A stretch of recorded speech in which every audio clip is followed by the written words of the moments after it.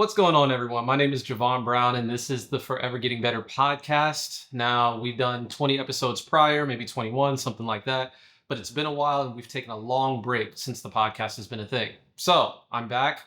You can expect episodes more regularly. This is just the first. All right, now I'm thinking about having a weekly schedule, but who knows? Maybe it'll come back to being a daily thing. That being said, I did want to put this first episode out, which is about unshakable focus and consistency, right? And I think that's only appropriate because we've been away for so long.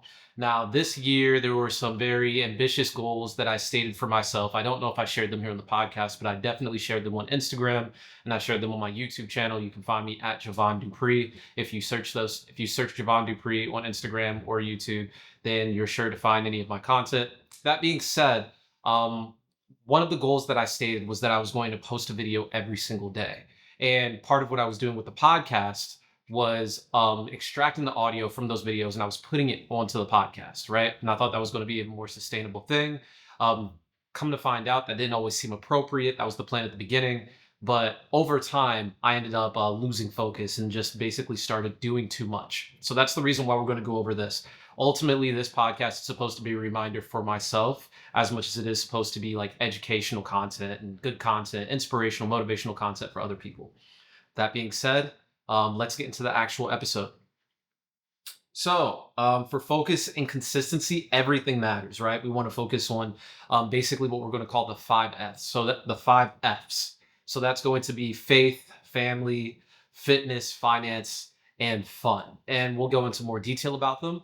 But right now, we're going to start with talking about what's needed for unshakable focus, right? And the first thing that we really want to think about when it comes to unshakable focus is routine. Well, routine is extremely important. The thing is at the end of the day, we are still biological beings. We're still animals, and if you think about if you think about the nature, right? If you think about the nature of any living being, right? There's a specific time when it wakes up. There's a specific time when it goes to bed.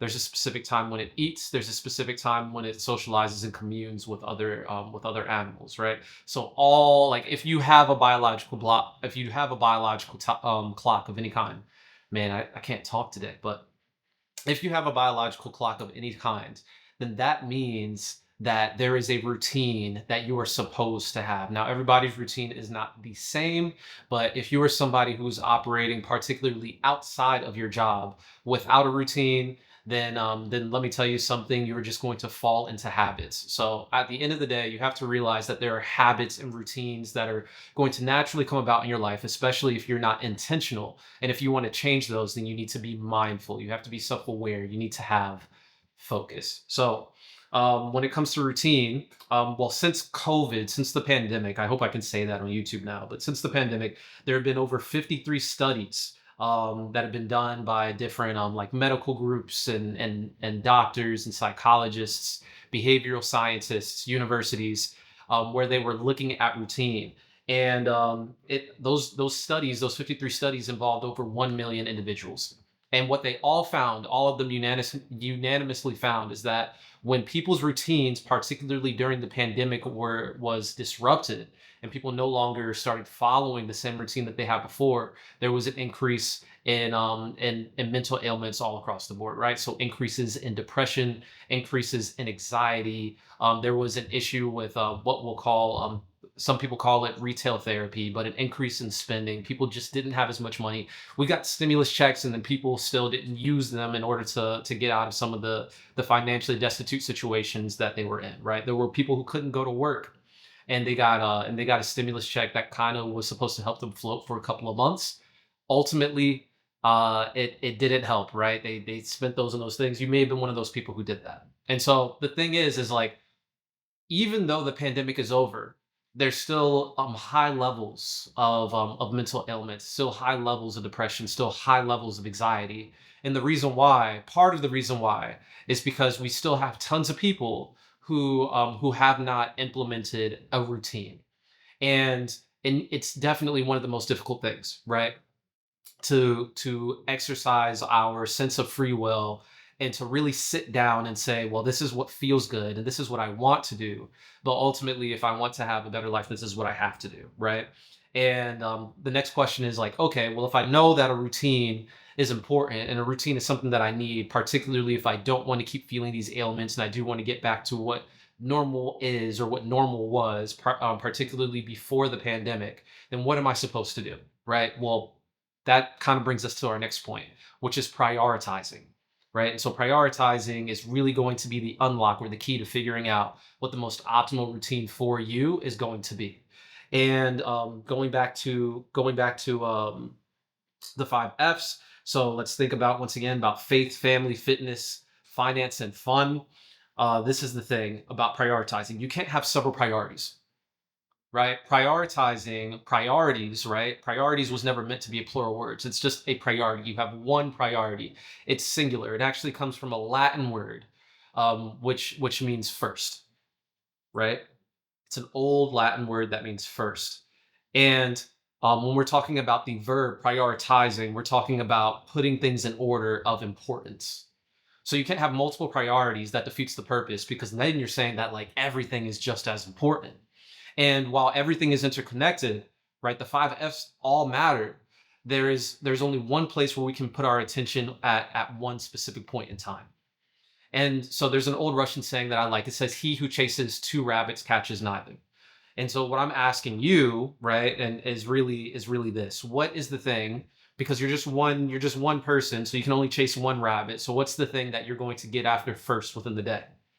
Right? For me, that's going to be faith, right? My relationship with God, with Christ is extremely important. I think that my meaning, my purpose is deeply interconnected with what I'm going to do for any day of the week, right? For any plan that I make, it's intertwined with my purpose. And my purpose is assigned to me by the creator of the universe. So I'll start my day, I'll wake up, and the very first thing, my very first priority is going to be faith, right? And it's going to be about studying, it's going to be about prayer, it's going to be about reflection, it's going to be about meditation, and really figuring out what am I supposed to do, and am I on track based on like where he wants me to be, right? So that's the very first thing. Now, the next thing for me is going to be family. And some of you may be thinking, like, what about friends? What about friends and coworkers and all of those other people? Well, here's the thing. There's another saying that I really like, and people get this one wrong. So some people think that the saying is that blood is thicker than water, right? And that's the whole saying, but it's not. The whole saying, right? The whole phrase is the blood of the covenant is thicker than the water of the womb. And so what that means is that the relationships that you choose and the friendships and the bonds that you make run deeper than people that you're just related to, right? And that's the way that I look at it when it comes to my family. Now, don't get me wrong, I love my family. They mean a lot to me, my blood relatives. At the end of the day, when I'm talking about the people that I check in with on a regular basis, though, it's going to be those bonds and those friendships and those relationships that affect me on the day to day. And so my cousins that live in Germany may not necessarily be the people that I'm thinking about when I wake up, have finished my time with God, and then go into my time texting or messaging my family, right? The people that are closest to me that I want to make sure are okay.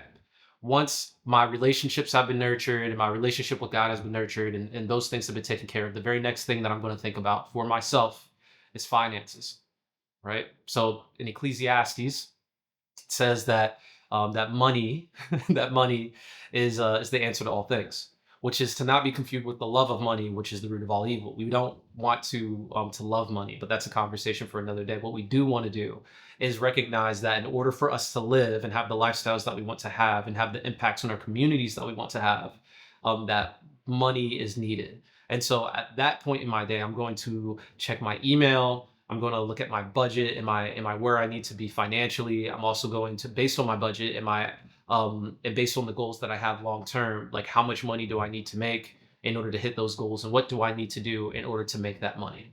And so I'll start planning the rest of my work day around that, right? So based on the financial goals that I have and the amount that I have right now and the cash flow that I have that's expected to come in, what needs to be done in order for me to reach the goals that I've set for myself financially, or that have been set for me financially, right? And then after I've figured out the finance piece, Once I've gotten some work done for the day, I'm going to go to the gym.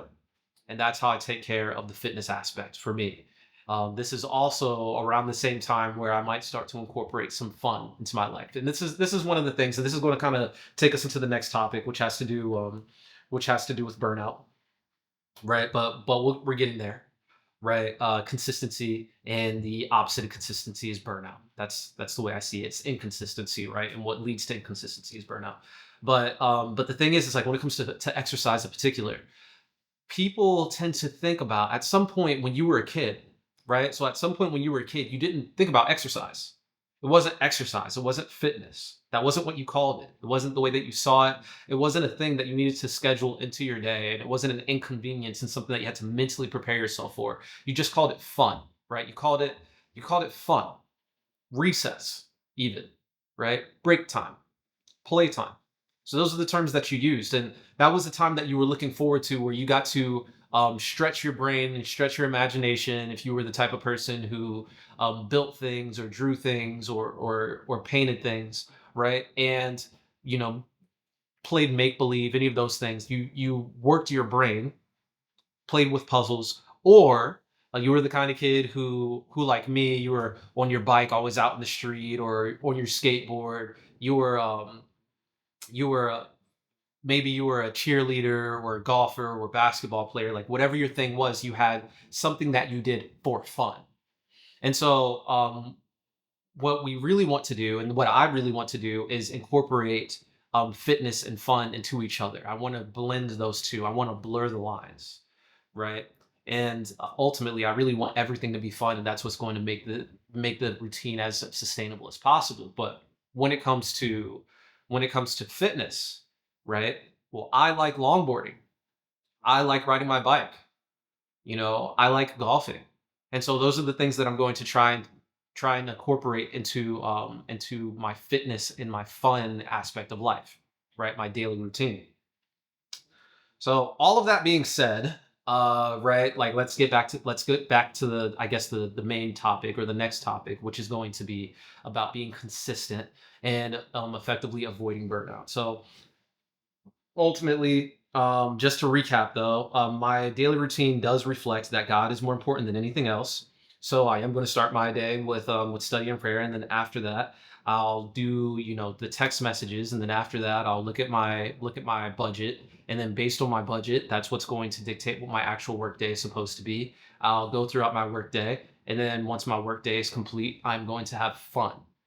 Right, that's my routine.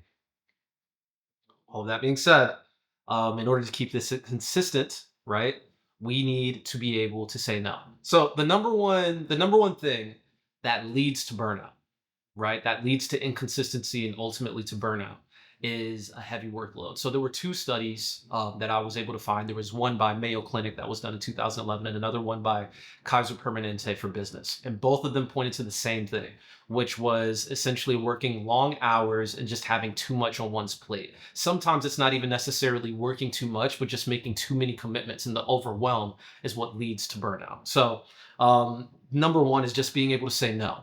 And that means saying no to not just other people, but also to yourself. So, because sometimes you may see an opportunity or something that you want to do, and that seems fun or exciting. And the fact is like doing that thing is counterproductive to you reaching the big long-term goals that you have, that the little micro steps that are in your daily routine are supposed to take you. So if I want to get a six pack, right? If I want to get a six pack, so one of the things that I would have committed to in order to get a six pack is maybe doing crunches every day, right? Doing crunches every day and eating the right foods, right? But also in my flesh, or just based on my nature, I'm the kind of person who likes to go out. I like eating junk food. Going to friends' houses and having all of the chips and snacks that they have on the table. And the thing is like I may want to say no to that, even though that's something that I love doing, because ultimately, if I say yes to that, that's going to detract and take me away from my goal of having a six pack, right? Eating all of that bad stuff, sitting on the couch. Now my energy levels are down. I'm out late because I was socializing all night. I wake up the next morning. I'm supposed to resume my morning routine, but I just don't have the energy. I'm all brain fogged. I'm not feeling my best. I go to exercise and I don't even have enough energy to exercise after I worked for the day because I'm still recovering from the night before. Like these are the reasons why sometimes it's necessary for us to say no, right?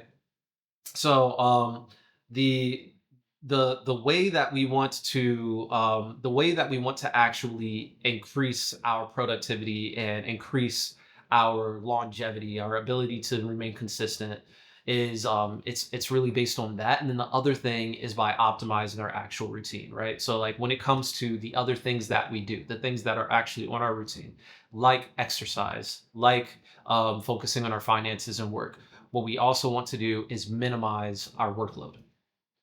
And so this is kind of like the last point.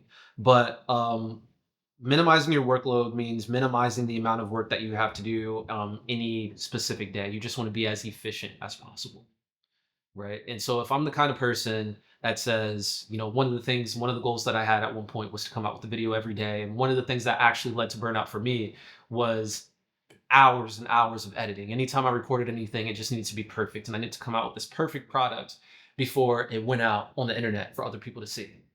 And while that felt very good for me, the fact is, and I've actually seen this when you look at the numbers, people like the authenticity, right? You like authenticity. You like seeing things that are real. And while the highly edited thing may be something that I enjoy and may be entertaining for the people who watch it, the fact is like it doesn't even spread as far as the honest message that doesn't have the fancy music. And so like it actually for me is I get a better result from just coming out with the more or less the raw video without all of the fancy edits. Not just that, but it saves significantly more time for me to not do all of that. Also, I may not want to do all the editing manually myself. I might want to put it into something like Opus Clip or use AI video edits through CapCut or one of these other third-party services. And that saves me tons and tons of time. It's way more efficient. And so instead of having this hours and hours long process of recording or scripting and planning and then setting up and then recording and then editing and then scheduling, instead of doing all of that, I'm just going to maybe I'll just brainstorm some thoughts whenever they come to me, write down the bullet points in a notepad like I did now. You see me looking at my phone now, if you're watching the video. And the fact is like you'll see me doing this a lot more in the future because it's not about having the perfect video, but it is about giving value and being as authentic and honest as possible. So like you'll see me doing those sorts of things, right? Or I'll see myself doing those sorts of things in order to minimize the amount of time that I spend recording. Like instead of doing all of that stuff, I'm just going to do the voice memos, get a few bullet points, record the video, put it in the AI video editor, and then upload it. Way easier, way more simple, way less work, right?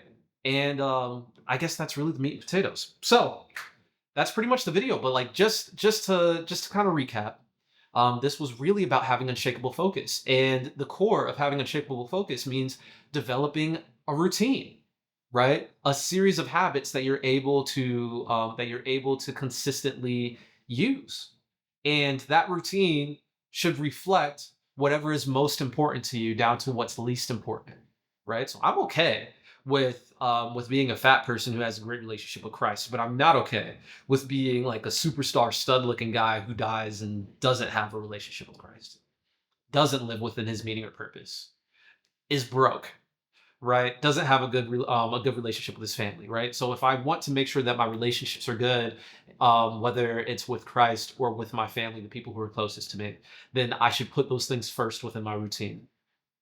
So that's pretty much it for today. Once again, you can expect a video on various topics within the 5 Fs at least once a week. And I'm just going to throw this out here as a little bonus. I'm also starting this new thing where I'll be posting at least 3 times a day on social media. This is not the space where it's appropriate to talk about that, but if that sounds interesting to you, then you can follow me on Instagram at Javon Dupree, or you can go to my other YouTube channel, which is just Javon Dupree. That's it. That's all I got for you today. This has been the Forever Getting Better podcast, the reboot, and I will talk to you in the next episode. God bless.